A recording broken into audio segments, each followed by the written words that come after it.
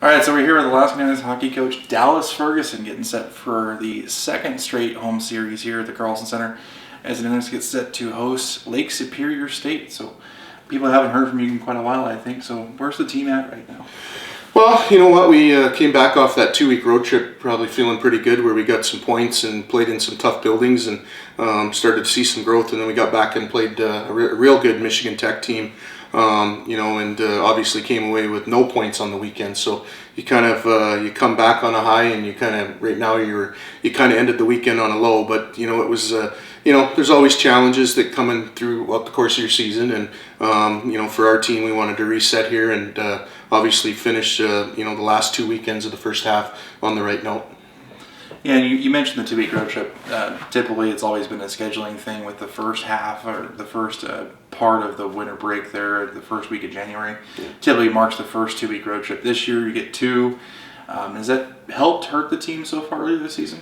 Well, I mean, it's never ideal to be on the road back-to-back weekends, but that's just the way the league scheduling was. And in future years, anytime there's back-to-back weekends, you're going to get a weekend off when you return home. So kind of like we get in the second half when we go to Alabama and Northern, we get back, we have a weekend off. So sometimes it's nice when you're gone for 2 weeks just to get reset with school and physically and mentally, and to get yourself ready. But you know what, we I thought we came back and clearly didn't have the on our toes game going on Friday, but I thought we responded pretty well on Saturday with a solid effort. I thought we checked a lot better and limited their scoring opportunities and created a few on our own, but still wasn't enough to get the win that night. Last 4 games, we've seen freshman goaltender Jesse Jenks in net. You played 2 great games at Ferris State. What are you seeing from this kid? Well, I think that when you see him daily, I think you're starting to see some consistency in his practice habits. I think when they come out of junior hockey, there's some the competitiveness and the intensity of practices, which we do a lot of in college. You start to evaluate that initially, and then until you get them in a game, you don't really know what they have. And we got on the road trip, he started in Bemidji, which wasn't an easy start, and ended up getting 2 points, and then he got back in the net for back-to-back games in Ferris, and which is a very challenging place to play. And I thought he just showed good composure. He never really seemed to get himself rambling around in the net. He just puck seemed to hit him, and I thought our guys did a good job. He kind of provides that calmness, and I thought our guys did a good job kind of rallying around that. And he certainly has given us a chance to win in every start that he's had. The Nights game has historically kind of evolved from a defense first perspective. We've always the Nights have always been at the top of the conference in terms of goals allowed per game. Mm-hmm. This season it started off a little bit rough. We're kind of getting back to that upper echelon defense. Are you seeing, especially like the departure of Colton Parayko, to the St. Louis Blues, you guys like Zach Fry, Josh Atkinson be stepping up and filling in a lot of those minutes? Yeah, absolutely. I mean, we always had that philosophy: you work from your net out, right? So you need strong goaltending, and then you need your defensemen to, obviously it's not just about defending. I think sometimes the best form of defense is when you have the puck. And I think that, last year we had, 3 veteran guys on the right side, Parayko, Campbell, Kaiser, pretty much the whole season, and they provided a pretty good stability, not only on the power play, but also 5-on-5 and any other situations on the penalty kill, where there was some valuable minutes they had. So obviously with the departure of those 3 guys, and then we're bringing in the new freshman defenseman that we have, plus you bring back Kyle Fraze, who was a sophomore, well technically a sophomore, but missed half of his first year and with the knee injury, and then obviously with Justin Woods returning for his second year after being off for a year. So we've had a transition there that's pretty youthful back end, and at times when we're those guys are getting pucks moving and getting them out of our zone quick, it certainly makes creating offense a lot easier when you're not playing in your own zone. So it's been a big emphasis for us. You got to be patient with those young guys. Sometimes you don't want to be as patient as it takes, but you have to kind of keep teaching and keep pushing them along. and I think we'll see the rewards here in the second half when they start the game starts to slow down for them a little bit. I think they'll learn the consistency that's required to be successful on the back end. Colton Parayko, obviously a great offensive threat as a defenseman as well too. And Zach Fry already with, I believe, 12 points through 10 games, second in the team in scoring at this point so far in the season. So he's already surpassed his sophomore campaign. So coming in here as a junior, I believe, this season, or sophomore this season. Excuse me, yeah. Having some great offensive upside for his game as well this year. Yeah, I mean, Zach's, he didn't, I wouldn't say we recruited him because he was dynamic offensively, but I've always, I played the position, so it's, I have a pretty good understanding of the position and offensive and defensive sides of it, I think. And, I think the way that they gather points now on from the back end is going to be from being able to transition the puck, being able to get your shots through on the power play or get the shots through 5-on-5. Where you start to see some instincts where, he's had a couple opportunities where he's getting in the rush and he's scored some goals around the net. So you start to see a little bit more offensive offense in his game. So, but he's had a good start to his season. I think again, the way you create offense from the blue line is going to be in those transition moments, getting your shots through, and traditionally, and he's done a good job of that so far. And he's a competitive kid, so he's always one of those guys that's rising to the occasion. And I think sometimes that can be can also work against you when you're trying to do too much. So it's just keep the game in front of you and make the obvious plays and do things quickly with a good pace. And he's certainly had a good start for us. Yeah.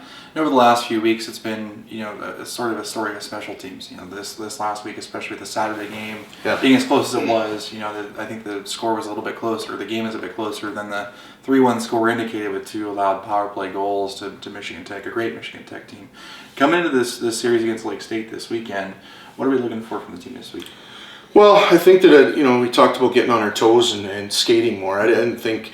Partly, I think it was Michigan Tech, can do that. They can kind of neutralize your transition game because they do check well, and they've got a good offensive game. Like they'll push the pace and control the puck. So I think we've got to get back to getting the puck moving quickly, and we've got to get back to putting pucks in areas so that we can continue to skate. I think that's the one thing when our team is staying up on the forecheck or attacking off the rush or being aggressive off the cycle to get to the net. I think we're obviously a better team. So that's been a bit of our focus this week so far, is just to get that up tempo style into our practices so we can carry that over into the weekend. Lake Superior State with a great defensive game as well too, and a pretty big name goaltender that's made a name for himself, and Gordon Dayfield stops a lot of shots. Their defensive game plays pretty tight in their own zone around the crease. What's the offensive side of the game plan this weekend look like for us? For us, I mean, I think that in the second night against Michigan Tech, I think we started to penetrate the middle of the ice a little bit better. Off the rush, we had some scoring chances. We created a couple odd man situations that we didn't capitalize on. So, I think that, it's good scoring habits. I think sometimes when you score a goal apiece in each night, I think you can, maybe start to get a little frustrated. And but I don't think you can get frustrated and quit working. I think that you play a direct game. I think we addressed a few things in some video this week with the guys as far as, getting good net drives and putting pucks in areas on the goaltenders. I think anytime you can put pressure on the goaltenders with a net drive and get the pucks so they end up in the front of the net, you're going to get a second, third opportunity on them. So that's something that we've been focused on. And obviously, if we get a chance, we can get our D up in the rush to add a second wave. And sometimes that gets the goaltender moving side to side. And, just play hard, play fast, and let's not pass up any shots this weekend. Yeah.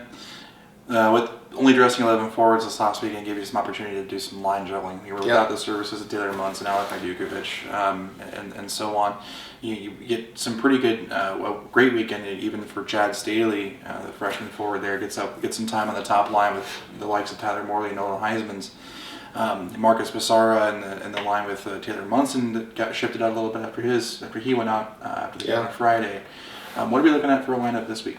Yeah, I mean, I think you're going to see some different combinations again. I mean, we're still down a couple forwards, so we're, going to be mixing and matching lines. And I think that, honestly, I think that was something that going into the weekend, I think sometimes we haven't done a ton of it compared to years past where we've got different lines and throughout the course of the week. And it was by design, and all of a sudden we were playing this weekend where, almost every shift you were going with somebody different. And sometimes you work off pairs, try to keep 2 guys together and you rotate in the 3rd guy. But at the end of the day, you try and you want your team to be prepared for anything. I think if you start to get locked into something specifically that's going to be the only way you see it, then all of a sudden when the plan changes, all of a sudden you're scrambling a little bit. So we've kind of we didn't necessarily brief the guys on it last week, but we briefed it this week where we wanted to make sure guys are prepared. Just it's about going out and doing your job, and it doesn't matter who you're playing with or what line combination or D pairing you have. It's about doing your job, and we don't have different game plans for different lines. We want guys to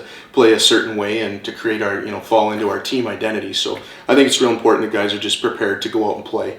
And I think maybe you could maybe look at that potentially as something that hindered us last weekend, and as far as just being able to stay on top of what we needed to do, I think we didn't quite get there. So we're obviously focused on what we're doing this weekend and making sure that we play at the pace we need to and take work from our net out and take care of the play without the puck, and I think that'll create some good offensive opportunities for us. Yeah, great. Anything else you want to say to the fans before we get this series up and running this weekend? No, we're excited. It's a good opportunity. Lake State and us are right close to each other in the bottom part of the standings, so it's a big series for us, and obviously it's our last opportunity before we go into the Christmas break to play at home, and there's lots of fun things going on with our fans and the appreciation of some of the communities within our community that I think it's important that we're paying respect to and showing our appreciation. And you got Teddy Bear Toss and obviously a skate with the Nanuks, so we'd certainly like to have as many of the kids come out and stay after and skate with the guys and spend some time with them that way. Great. It just puts me into my next point here with this weekend being Hometown Heroes Weekend here in Fairbanks. Friday night will be the first responders night, so any EMTs, firefighters, police, and dispatcher personnel get in free to the game with their dependents with identification.